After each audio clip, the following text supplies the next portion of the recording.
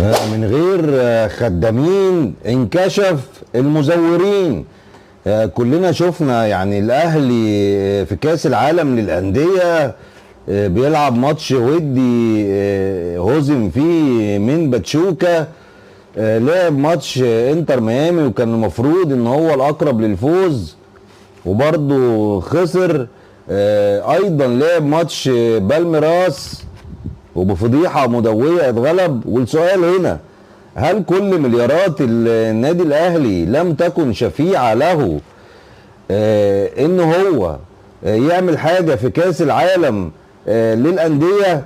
هل قياده الكابتن محمود الخطيب فيها مشاكل كبيره جدا مع لجنه التخطيط داخل النادي الاهلي؟ ولكن زي ما بقول لكم في العنوان، من غير خدامين انكشف المزورين. ما عندكش دلوقتي الحاج عامر حسين يأجل لك مباريات قبل البطولة بشهر علشان تقدر تريح كالعادة وتكسب بأي طريقة. ما عندكش كمان أحمد بيه دياب يجيب لك كده حكام محترمين علشان يكسبك.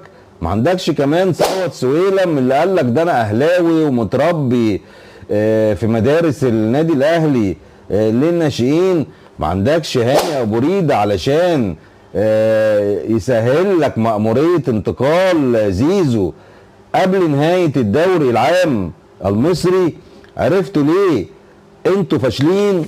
لان من غير خدامين انكشف المزورين.